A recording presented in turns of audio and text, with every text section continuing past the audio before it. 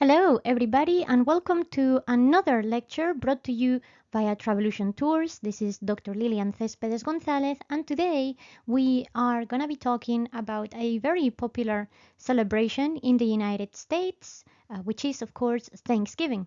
Now, the reason I'm talking about Thanksgiving today is because a very large number of our supporters on PayPal, on Buy Me a Coffee, and YouTube followers are actually from the United States. I know that this is a very important time of the year for them, but it is also one of those holidays that I don't think everybody entirely understands properly and that has been politicized, used as propaganda, and all that jazz. So, given the state of current affairs, which I'm sure everybody knows and I don't need to make you aware of, I just wanted to bring a different, I guess, overview of this holiday.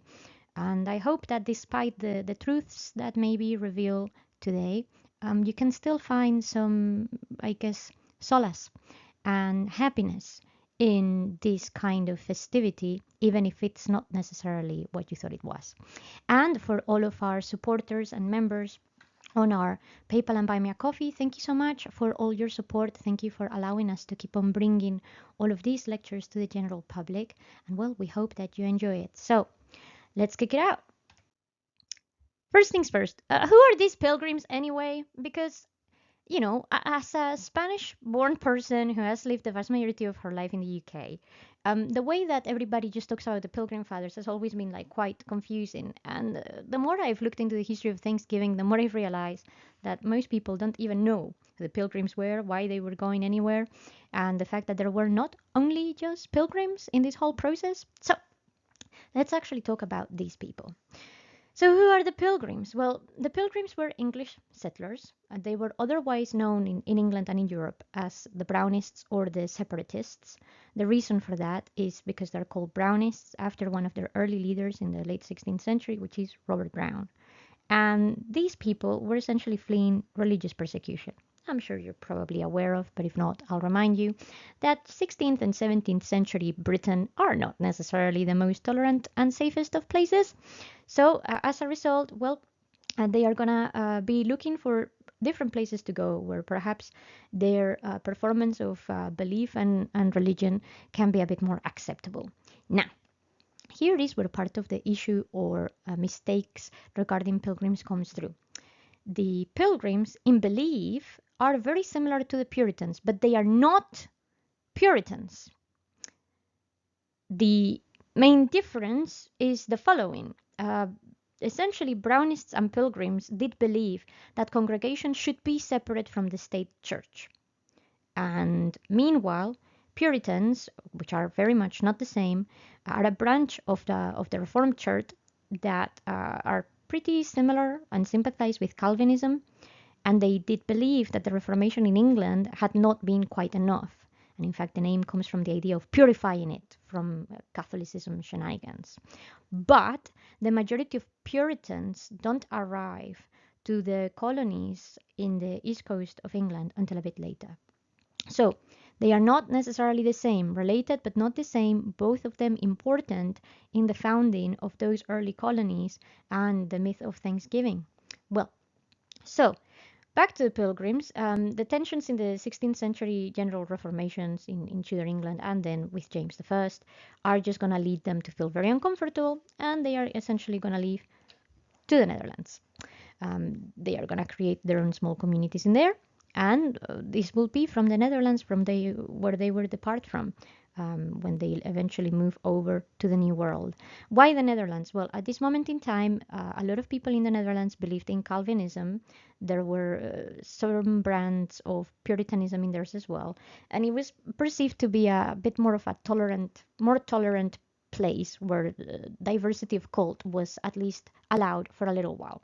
And their settlement is mostly going to happen in the city of Leiden. That's where they're going to be located. These are the Puritans, which are going to mostly be departing from Britain. Now, remember that in the Mayflower there are two departures, the one from Leiden, the Netherlands, and the one from England. Now, the ship that departs from the Netherlands, the Speedwell, is going to meet the Mayflower, who was picking up people in London, Then they were both meeting in Southampton and then departing over to the area of what is now the United States. So, uh, although essentially most of the people in here are of English origin, some of the pilgrims were already second or even third generation Dutch. And the majority of the Puritans that are actually going to be coming from England are pure Puritan British, not necessarily pilgrims of Dutch descent or ever living in the Netherlands. In fact, we actually know that the situation in the Netherlands is going to get quite tricky for a lot of these pilgrims. Um, Even in the Netherlands, things were quite unstable. There is going to be a fair amount of cultural and political issues, and a lot of the pilgrims are going to find themselves as strangers in a not necessarily stable place. And why is this place not stable? Well, you may recall that Spain is going to take a swing in the area. And of course, Spain is a Catholic country who does not allow the worship of any kind of Protestantism in its colonies.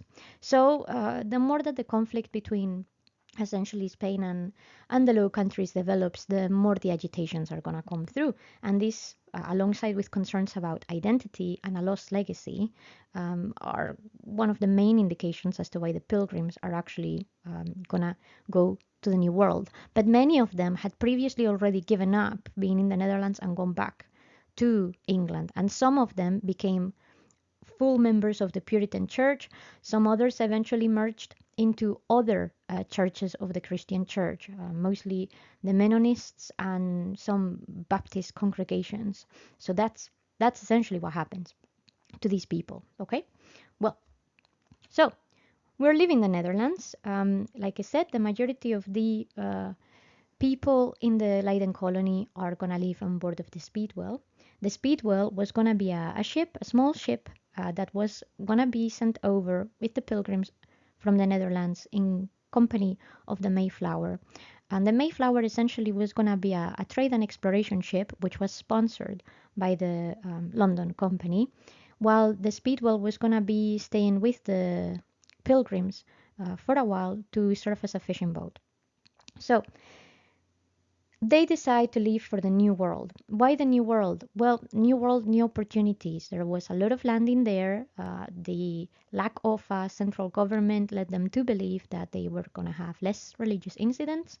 And in fact, some members of the congregation in Leiden go to England to try and obtain a concession for land from the London Company with the entire purpose of sort of creating this trade agreement. However, it was very important that this new congregation was far away enough from an earlier settlement that was already in the area of Virginia. So it wasn't as straightforward as just, here you go, have this piece of paper, go find your happy land. No. Remember that way before 1620, which is when the departure of the Mayflower and the Speedwell happened, there had already been people from Europe colonizing or at least creating settlements or, bases of operations in not just the whole of the American continent, but particularly the east coast of the United States. Well, this is what happens. Unfortunately, the validity of the grant of land doesn't really kick in until after they are already in the area of the modern United States. So things are going to be hanging pretty much on the loose. And in fact, the journey itself is going to be quite complicated. As perhaps some of you already know, when the Speedwell arrives to Southampton to meet with the Mayflower, it had nearly sinks twice crossing the English Channel. It's considered to be not in a state of repair to do the journey, which is why the whole process needs to be delayed by about 3 months. And eventually the Speedwell will have to be decommissioned because it's not seaworthy. But it is actually through this connection between the two ships where part of the confusion as well as to the people who are on the Mayflower and on that original colony that will lead to the formation of the first Thanksgiving meal comes from. Because I've already told you the Speedwell was the one bringing the pilgrims. So what was the Mayflower for? Well, of course, the London Company wanted to represent their investors. They wanted to have their own people on the ground in this new colony. And it was a way out for a lot of people. Plus, of course, members of the crew. So the idea that everybody that left to form this new colony was just pilgrims, as you can see, is very skewed and not entirely correct. So hopefully this at least clarifies some of the issues in there. Whichever the case, after much battle with the Speedwell and considering it not seaworthy, the compound that had to sail from Southampton over to the New World has to return back to Plymouth and essentially do an emergency stop, which is the reason why, unfortunately, in history, the compound has gone down as the Plymouth colony rather than the Southampton colony. Even though nothing really essentially happens in Plymouth besides having to stop for repairs and deeming the ship unable to cross the Atlantic. But, swings and roundabouts, eh? History always has a glitch here or there. Well, thing is, the so-called Pilgrims arrive to the area of the east coast of the United States, of what will become New England, in the late summer, early autumn of 1620. And this is where, essentially the compound, the Mayflower Compact, is going to be created, which is what you have coming into the screen just now. This was essentially a community that is a cooperative of the free people to work and provide for the settlers in full democracy without the authority of a king or crown, which is actually quite revolutionary and part of the foundation of the democratic process of the United States overall. One of the reasons why they're able to get away with this, though, is because all of these patterns, grants for lands, etc., were so loose that they essentially decide they don't really owe anything to anyone, so they can get away with doing whatever they want. And this is how the compact now creates this settlement to be able to, survive. And that's what takes us to the myth of Thanksgiving. And yes, it is called the myth of Thanksgiving because the reality of events is that the sources are sparse about this event. If we actually follow the narrative, the myth says that the settlers arrive, the natives that are local to the area give them some food, and then they're gone. Okay, if we can believe that, seems unlikely. Consider that by the time the Mayflower colony is established, there was about 102 people in a ship that shouldn't have been carrying more than about 60 to 70 people. In case you've never seen the ship, is actually quite small. They have already delayed the journey for quite some time. They are traveling pretty unsafe conditions. They're running out of food. They're running out of water. They arrived to the area of Massachusetts Bay in the middle of essentially autumn leading to winter. It is cold at this current moment in time in the area of New England. They can't really survive on their own. They don't have a colony. They need to start from scratch. They actually find an abandoned settlement, which we think was actually part of the natives that had been very severely ravaged by illness that was actually brought by rodents from Europe. It's not actually smallpox. I forgot the actual name of this illness, but it's an illness that was spread by rats and rodents. Is a research that has come through quite recently, and that's kind of how they start. The settlement is not necessarily fulfilling all their needs, so they pretty much need to scramble. And between the diseases that have spread on the ship, the frostbite and malnutrition, by February March 1621, half of the people in the Mayflower Compact are already dead. So they need to cooperate. However, we are pretty confident that the natives were the ones that made the contact first, probably for political and commercial reasons. You see, to begin with, they were quite reticent to actually approach them because they had had really bad experiences with other English and European groups.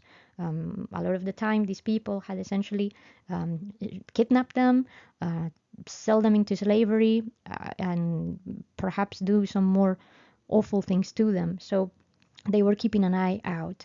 But they realized that this is a potential access to trade, which could give them some leverage, and it will allow them for potential alliances against some of the conflicts that some of the tribes were already having in the area.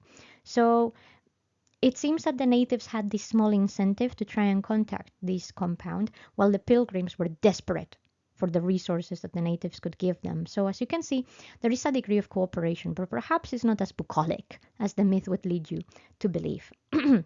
Well, the myth suggests that there is a first Thanksgiving, which is an invited event where the settlers say to the natives, "Hey, come and join us in this day of giving thanks," which, by the way, was actually quite common in not just the idea of pilgrims, Puritans, and whatnot, days of thanks, days of giving thanks, were quite popular throughout the Christian church for several hundred years. They were often, local festivities, patron saints, things like that. So Thanksgiving is not like a new concept that the pilgrims or settlers kind of came up with. In fact, in case that you're wondering, I'm sure many of you would know that the Thanksgiving holiday for Canada, for example, is a month before the Thanksgiving in the US, which is very much connected to the exploration of Canada, the finding of the Northwest Passage, and that moment where for the Canadian people, this will be a day of thanks for, well, obviously their own social contextual reasons. So, first of all, the idea of, Thanksgiving being the very first thing ever that, came up as a concept is not true. And second of all, we're almost pretty confident that there would have been a previous day of Thanksgiving in the US area by colonists, most likely about 11 years prior, in the area of Virginia. So the first Thanksgiving is, let's just say, relative, depending on who you ask and the context of it all. Well, going back to the actual supposed first Thanksgiving itself, even if the event actually happened, which, like I said, we have serious doubts about, it probably wouldn't have been like the myth suggests as an invited event where everybody, kind of comes together for this particular aspect. We reckon that it was quite unlikely that the settlers invited the natives, and if they actually did, it was probably mostly coincidental. Perhaps the natives were already locally around to do some other political or social activity or maybe even trade, and they kind of add up to the compact. And if that is the case, there were a hell lot more natives than there were settlers. Because remember, I've told you half of the people had already died, in previous months. And although the natives had already suffered the consequences of war and disease, they were still more, at least twice as many. So, again, the circumstances under this potential mythical meeting obscure to say the least. Well, there is something that we need to consider, which is the fact that it is quite likely that all of this perhaps was just propaganda. Why do I say that? Well, we know that a couple of the sources that actually mention this meal are actually written by members of the compact a little bit later, and we are pretty confident they could have been written to try to attract new settlers to the area. Of course, with half of their colony gone due to disease, things didn't necessarily, you know, uh, were easy to start from scratch. It would have been important to have more people moving in. So if you paint the picture of, look at our very nice compact with these lovely food and these lovely neighbors that we have that, we're friends with the so-called savages, as the actual terminology was very unfriendly, like, or tolerant, like used in Europe and European societies at the time, it could have had an incentive for people to move in. So maybe it's just propaganda, or if not full propaganda, a fantasized or idealized version of the reality of events. We can't completely remove that bias from there. The accounts are very few and they are quite patchy. And what is most certain is that, well, the many foods that we often identify with Thanksgiving in pop culture would not have been present at this meal. What is most likely that happened is that they gathered a few crops, perhaps there would have been no possibility to even have things like pies. We reckon that the presence of wheat flour specifically and butter would have been quite rare. And some historians argue this means no pie could have been possible. Some people that I have spoken with who are professional chefs, bakers, etc., have told me that it may have been possible to create a different type of pie, working with corn flour, maybe with cornbread and pig lard. But I think at this stage we're probably just discussing semantics, if you see what I mean. Our proper idea of what a Thanksgiving pie of any kind may look like did not exist back then, most likely. We do reckon that the settlers probably did hunted some fowl that would have been contributed to the meal, apart from the few crops that they were able to raise, and that the natives brought some deer. And with these vegetables and meat, what they most likely did was a stew, because I insist, it's 1621 in New England in November. is freezing. These people are dying of starvation. A stew is the easiest way of cooking all of this for a large group of people with the resources that they had available and for the weather. So think of the romanticization. And think about the romanticization, particularly with the image I've just put in here. Uncle Sam's Thanksgiving dinner, free and equal for everybody. How much of this is romanticization? How much of this is, I guess, again, propaganda trying to promote certain ideas that didn't necessarily happen in reality? And whether the fantasy is nicer than the reality, it doesn't necessarily negate one or the other. But we need to have a certain degree of grip on the actual events, because otherwise we're undermining everything that happened in there. Well, truth is, folk, that Thanksgiving is not even a properly standardized holiday until the 19th century, and a lot of the language used around it, it's also entirely made up because we are pretty confident that the festivity that is pushed to advocate for the myth of the fathers of America, of the early settlers, was most likely promoted by the descendants of these pilgrims and colonists. And why would you want to do that? Well, consider that the United States is a huge country, and there are a lot of differences north to south, east to west. Not just that, consider of the incredible diversity of people that were already in the area of the US before any European settlers arrived, more even so after different European settlers arrived. People need to create narratives that gives them control over their own heritage. By pushing a specific group of people over another, you are creating that kind of ideology. And it is much thanks to American romanticization, which of course has been politicized and what have you not. But that is not to say that Thanksgiving is a, cockamamie type of holiday. No, there is still a lot of important meaning to it. And in fact, this is considered one of the most important celebrations in the US currently. Besides is Christmas, then Thanksgiving. In fact, it's considered the largest eating event in the whole country. No more food is consumed than in Thanksgiving itself, with the average American eating between 3,000 to 4,000 calories on your Turkey Day dinner, which is quite a lot. But we can't understand the importance of such holiday, which actually has a very beautiful meaning, which is saying thanks, right? Being grateful for the things that we have in life, if we don't understand the full picture. And in order to understand the full picture, we need to talk about the people that often get forgotten in this commemoration, which are, of course, the natives. So let me talk a little bit about the Native Americans of the area, who are the Wampanoag. And I'm not entirely sure I'm pronouncing that properly, and if that is the case, my apologies. I do not claim to be an expert in American or native languages. This is the rough phonetics I've been able to gather together with the help of some people. And well, phonetics are not necessarily easy to get across on the first try. But there were people already in the United States area, particularly in the area of the northeastern woodlands, which is where the narrative of events is going to happen. The Wampanoag are natives that settle not just in the northeastern woodlands, but in the southeast area of Massachusetts and historically as well in the area of Rhode Island, right?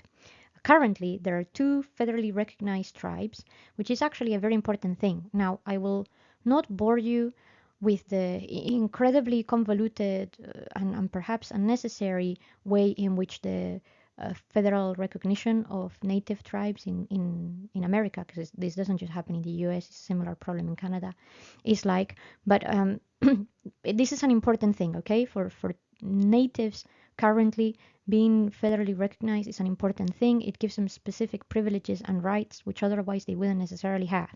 So at present there is two of them, but in the past there were many other tribes. So consider once again the impact in terms of population and people.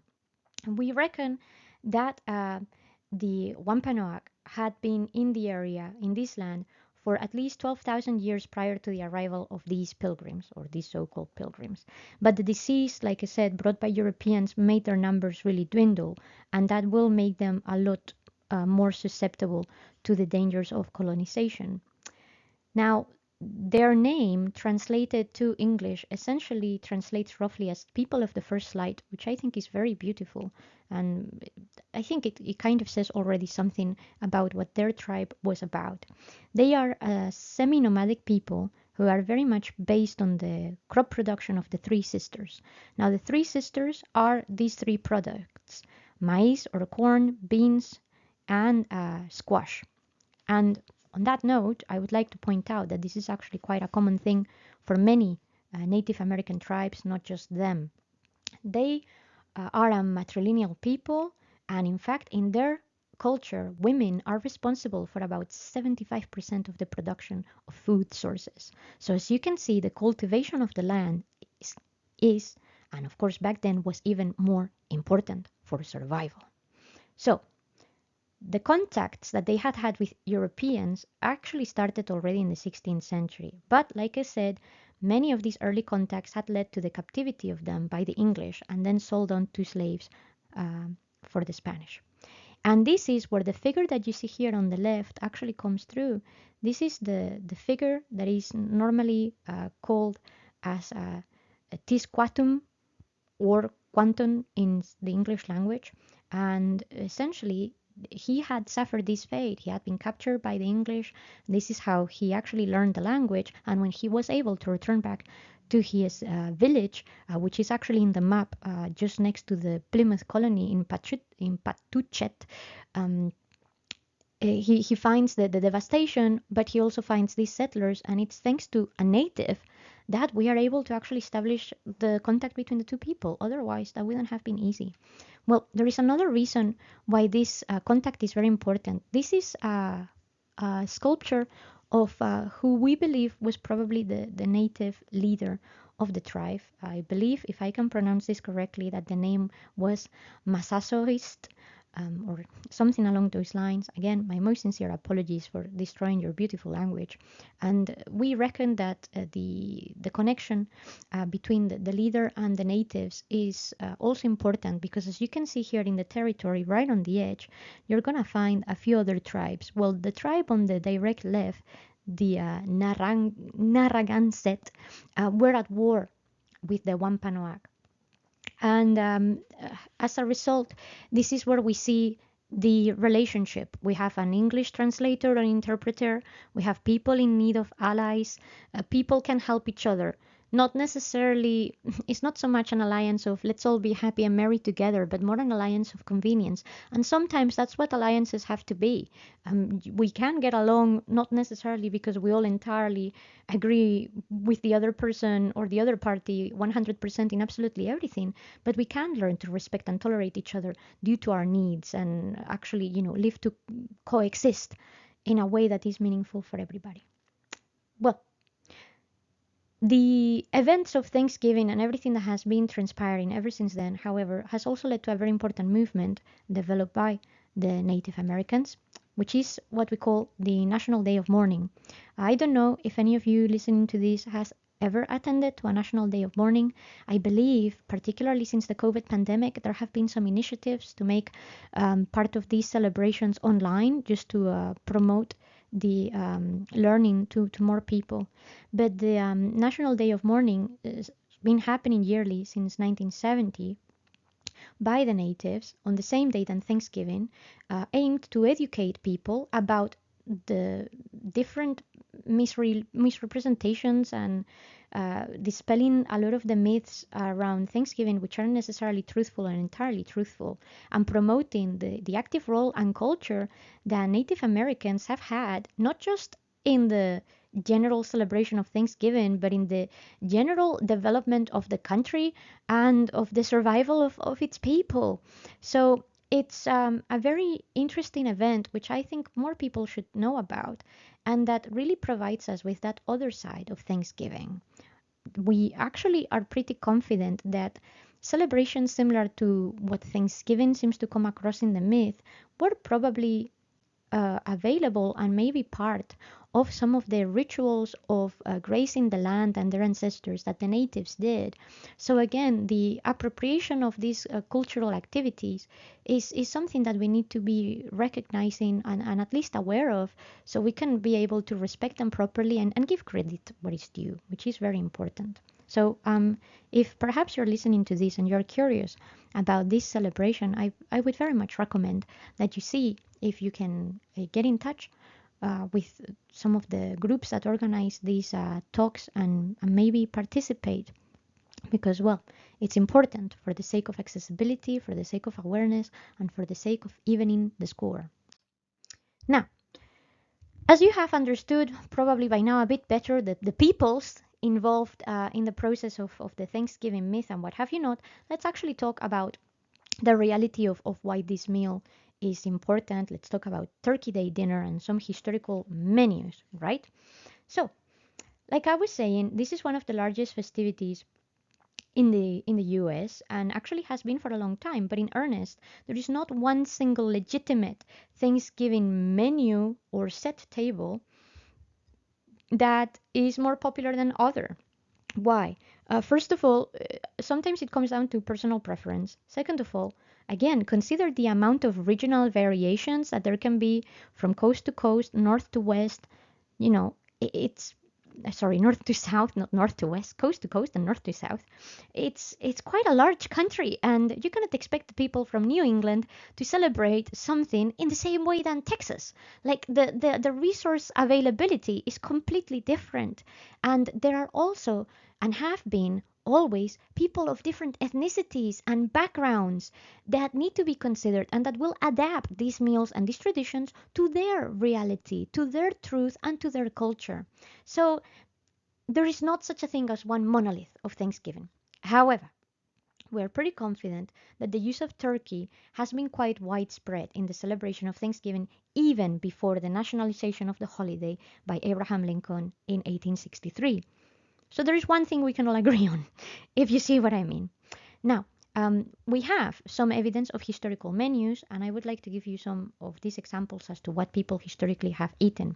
There is a cookbook, the White House Cookbook from 1887 by Fanny Levera Gillette, which gives us a menu for Thanksgiving that includes and names turkey, oysters, creamed chicken soup, mashed potatoes, pumpkin pie, baked squash, etc. There is a menu that we have evidence of, the dinner served by the Civilian Conservation Corps in 1935. By the way, if you don't know what the Civilian Conservation Corps is, let me explain. This was a program, a volunteering program organized by the government for work relief, particularly aimed at young youths of the United States. And this was kind of in progress in the early 20th century. Well, this dinner menu for them included pickles, turkey again, cream asparagus tips, hot rolls, fruit salad, root vegetables, fruit cake. So as you see, slightly different. And then of course we have the one that I've put here on the slide for you guys, which is what was served by the USS Wake Island in 1943, which as you can see is very different. Tomato juice cocktail, stuffed celery, Virginia baked ham, bread butter coffee, cigarettes. apparently, apparently, a few of these commodities can change quite a lot over time. So what I'm trying to say is there are many, many different ways of celebrating Thanksgiving, and I will speak a bit more abundantly about some of these food items in a moment. But there is kind of like no right or wrong way of doing Thanksgiving. To be honest, turkey is a pretty solid part of it, but variety is the spice of life. Embrace it. And if in this year you don't know what to serve your family, maybe you can borrow some ideas from these historical menus, huh? Let's see what that comes out like. I would be looking forward to hear your reviews of some of these menus when you actually translate them to the actual table. But I would like to also talk about the role of the turkey and a very important tradition that has become popular of the Turkey Day dinner, as it's commonly referred to in the United States, which is this. Well, the official presentation of the turkey to the President of the United States is now a very common tradition linked with the the dinner of Thanksgiving, we actually have evidence of individuals gifting turkeys to different presidents of the U.S. At different stages of the 19th and early 20th century, but not as a sort of common given fact, just things that people did because they wanted to. But this specific tradition actually started in 1947 during the presidency of Harry S. Truman. Um, because of actually quite an interesting event. At this moment in time, the US was trying to cut out on certain food items due to foreign aid campaigns. So they were trying something called No Poultry Thursdays. And this was an issue because you see, on that year, both Thanksgiving, Christmas, and New Year's fell on a Thursday.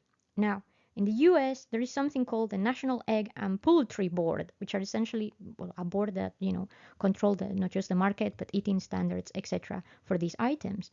And they were completely mortified because this would have been incredibly devastating, right, for their side of business.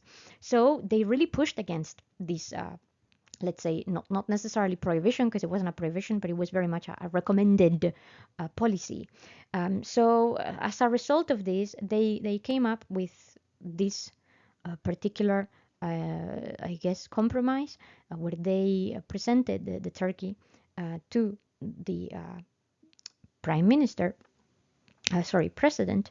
And well, this became another tradition of the event, which has really caught on. In fact, the one that you have here on the screen is not the one of Truman. This is the presentation of the turkey to Kennedy, which, as you can see, says, "Good eating, Mr. President." This actually happened a few days before he was assassinated. So it is very much an item ingrained in the culture of the United States by the second half of the 20th century. And this has led to even a further tradition, which is the pardon of the turkey. A lot of presidents of the United States didn't use the turkey for their own dinner. Many of them started sending them off to like zoos and like petting farms and things like that, so that the animals could have a happier, healthier life or whatever. And part of the reason for that, you're going to find out in a moment when we start talking about turkey, which is due to breeding problems and, of course, ecological issues, animal cruelty, etc. So, not all turkeys have been pardoned in history, but many of them have. So, as you can see, sometimes a lot of the traditions that we have around these holidays can come over some very strange, bizarre items. And it is important that we know these because, again, they don't necessarily take away from the celebration, but it gives them more meaning, and it helps us understand that the things that we do are not just done because there is always a meaning and a reason behind them. Well, now let's talk about food. Anyone that knows me, anyone that's been following this channel for a while, knows that I'm obsessed with food. It is something that I do. I'm hungry perpetually, and actually food history and culture is part of my research. So, let me give you a very brief introduction, because we don't have all day, to the two items that are perhaps most popular on Thanksgiving dinners across the United States, which are turkey and pumpkin, and that are actually the heroes of the meal from a truly American perspective. Well, let's start talking about turkey. Now, wild turkey is native to the American continent. It had been domesticated in Central America by, we reckon, the second millennium before Christ, or before Common Era. In fact, it was very important in Aztec culture. There were certain deities that required a number of turkeys to be sacrificed to be kept happy and that kind of stuff. However, we know that the domestication of the wild turkey was not so prominent in North America, particularly not in the area of New England. Well, the name Turkey, by the way, comes actually from its relationship to the Ottoman Empire. So, when Spain gets the New World and starts trading their monopoly of American goods over to the rest of, countries in Europe and proximities, Turkey, or Turkiye, as they should be referred to currently, they were actually quite well versed with the cousins of the Turkey in Asia. So they knew how to improve breeding and I guess the standard of the bird for consumption purposes. And that is where the actual name of turkey comes from, because well, actually a wild turkey and a domesticated turkey kind of look different. Here you have the evidence on the screen. They may not necessarily look very different to people who are not familiar with the bird or with ecology items, but the bird on the left is a wild turkey, while the bird on the right is a domesticated turkey bred for consumption. And well, the reality is that by the time turkey becomes a widely available bird for consumption in Europe, the majority of them will actually be coming from Turkey, and they will be nothing to do with their American origins, right? So this is how the turkey does an entire 360. Since it's a pretty big, showy bird, it's going to take over many tables. They're relatively cheap to raise. They have a great presentation. But when the settlers see this animal, which seemed familiar to them, but in their wild state, it was actually a nightmare. It was literally considered a pest. These animals were not particularly easy to get along with or to treat, not particularly easy to tame either, and they just get a bit overwhelmed. So they start importing turkey from their European counterparts. In fact, the vast majority of domesticated turkey breeds in the US currently are European breeds that were introduced over via the Ottoman Empire. So, as you can see, it's kind of gone a bit around. Now, by the 19th century, turkeys had been overhunted and over exploited, and they started to be replaced by goose. And as time went on, we started essentially, well, being too greedy, I guess. And in order to obtain, fat pieces of animal like what we see on the screen now, we started breeding them to the extreme. There have been a lot of problems that we have caused onto turkeys throughout history. In fact, by the 1980s, the breasts on turkeys were so big that they would actually break their legs. They would not be able to sustain themselves. So then we started breeding turkeys with thicker legs, blah, blah, blah. The reality is that the production of turkey has been a very contested issue for the longest time. And in fact, is one of the reasons why a lot of people nowadays promote the alternatives to turkey for an environmental, ecological, and animal safety kind of perspective. So if you are one of those eco-conscious people like myself, and perhaps you want to embrace this tradition of pardoning the turkey for Christmas or Thanksgiving in this case, there are other options. You can have wonderful other turkey inspired but not necessarily turkey based produce for your Thanksgiving meal. And now let's talk about pumpkin, because pumpkins matter a lot. Particularly in the fall, we see so many different celebrations that make use of pumpkins. But by the way, I need to clarify that a pumpkin has no botanical difference, by the way, between it and a squash. The two are actually interchangeable. In the English-speaking sphere, we normally associate a pumpkin with a round orange squash. It is the same than any of the things coming up onto the screen right now. All of these are pumpkin, squash, whatever you want to call it. It's just a fancy name to refer to the exact same thing. Now, this type of food is also originary to the American continent. In fact, we know that there have been cultivation of the domestic seeds since at least 100,000 to 80,000 years ago, something like that. In fact, we have evidence from a cave in Oaxaca where we've been able to confirm that this is the case from an archaeological and anthropological perspective. And they were actually terribly important for a shift from essentially entirely nomadic to semi-sedentary life, because the cultivation of pumpkin actually happens quite easily all across the river valleys and rivieras of the American continent, from Central America to the north of the United States. So they are an easy produce because it's not just the pumpkin that is easy to produce. They are very durable. Have you noticed that you can buy a pumpkin for October, maybe for Halloween, and if you don't use it, you will probably be able to still use it in Thanksgiving? Some breeds of squash and pumpkin can last up to 6 months in perfectly good state under the right type of conservation. So, particularly as winter food staples, they are very durable. And not just that, you can use the meat of the pumpkin, you can use the shell of the pumpkin to create a variety of other secondary products. Likewise with the seed, they are very useful food things. And well, in fact, currently there is about 23 million tons of pumpkin produced in the world nowadays. The largest consumer of pumpkin and squash is actually China, by the way. If that seems surprising to you, I suggest you pay some attention to the economical, climatological, and culinary, I guess, backgrounds of Chinese people and the importance of this kind of superfood in their culture. Well, of course, the pumpkin is important because, like I mentioned earlier, it is part of the three sisters within the Native American culture. So, as a quintessential sustenance for survival, we are pretty confident that perhaps one of the very few crops those early settlers would have been able to handle are indeed the pumpkins. But you see, pumpkins were not necessarily very appealing, let's just say, to European minds. In fact, they're quite confusing, right? Because here on the screen, I've just put an early representation of pumpkins based on 16th, 17th century documents. When Europeans see pumpkins, due to a misinterpretation of what they were and an attempt to kind of associate them with things that they were more familiar with, they kind of put them in the same family of food stuff like cucumbers, in the Pepus family, as we call it.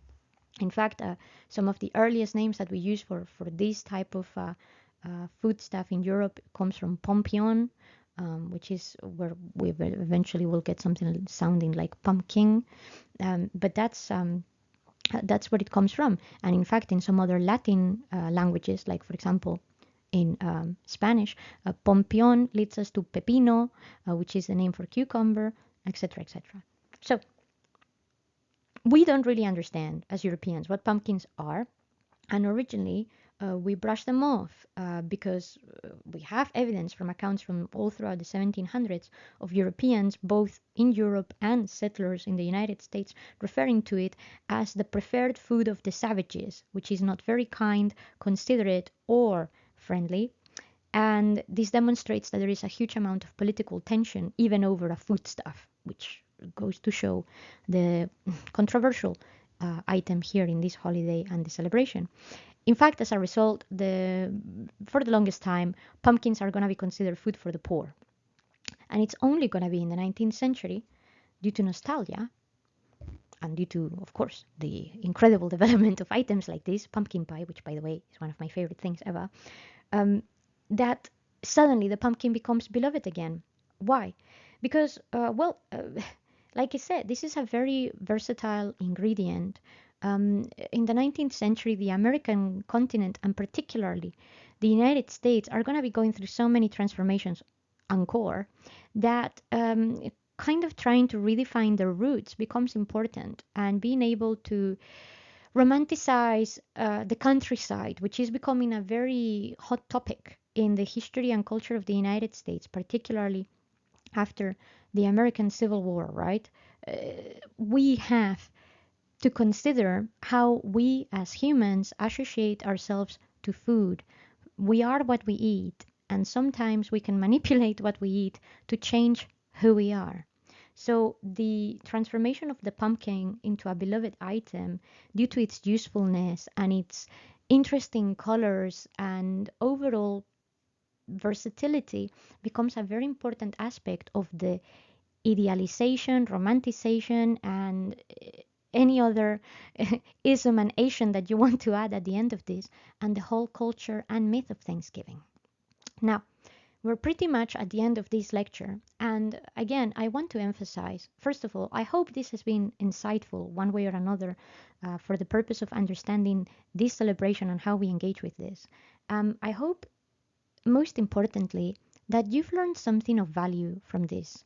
Maybe this is not the Thanksgiving that you were expecting. Maybe this goes against some of the traditional values that perhaps you thought related to the history of the United States, of the myth, of the tradition, of the festivity. Maybe this has completely ruined Thanksgiving dinners for you, because maybe the history of the turkey and the pumpkin is a bit sad in some ways. But at the same time, and I sincerely do mean this, guys, as a European person who has no connection to the United States whatsoever, to a culture that is as foreign to me as a pumpkin should be in many ways, based on European standards, right? I honestly cannot emphasize how, despite knowing the history, I still think there is a lot of value in appreciating the truth of Thanksgiving and, in fact, reinforce what I legitimately think Thanksgiving is about, which is precisely that, saying thanks, being grateful. How grateful should those early settlers be for the help of the natives? How grateful, to some extent, ought those natives have to be for the appearance of these settlers that maybe could have helped them? Whether things worked out or not, the reality is that these two people had to cooperate. They had to coexist together, even if that didn't necessarily work out long term for one of the two parties. Perhaps if we would have truly, ingrained ourselves in this very tradition of saying thankful and being grateful for your neighbor, for your community, the history of the United States would be very different. Now, I don't want to necessarily make echoes of the current political situation in the US. I'm sure everybody's perfectly aware of. But more now than ever, there is going to be a lot of people pushing for certain American values, American ideas. This is what America is all about. Well, actually, this is what America is all about. It's about community, it's about relying upon each other, relying upon very different people, making it work, surviving with things that maybe are not your forte, trying to accept certain things into your culture that are not necessarily part of your culture, but that actually will allow you to survive and perhaps make your life better for it if you let it. I genuinely think that is the beauty of Thanksgiving. And if we accept that, if we accept the variety of versions of Thanksgiving, if we can accept that Thanksgiving in Oregon is going to be wildly different from Louisiana, if we can accept that, the National Day of Mourning is just as valid as a Thanksgiving turkey dinner, then maybe, just maybe, we can seek refuge still in these items of the past, move away from the romanticism and the bias, and truly embrace and empower our festivities to be representative of all Americans, regardless of their background, and maybe even of all people in the whole world. And that's all I have to say, really. I hope that you find some joy and solace in this not necessarily super straightforward or perhaps, light-hearted history of the celebration. But I sincerely do mean what I say. Sometimes romanticization can be reversed. It's not always too late. And we can take back our food culture, our culture in general, and use it for good. So, thanks so much for listening. If you are celebrating, I sincerely do hope that you have a lovely Thanksgiving. If you are not celebrating Thanksgiving, but you are celebrating a National Day of Mourning, I sincerely wish the absolute most success for your educational purposes. I hope that you gain many allies. And if you are not celebrating either of them, I sincerely think that something that you heard here today resonates and perhaps helps you through whatever troubles you may be going in life. And on that note, thanks again to all of our supporters on Buy Me a Coffee and PayPal, and we'll be seeing you on the next one. Take very good care of yourselves, guys, and have a lovely rest of your day. Bye-bye.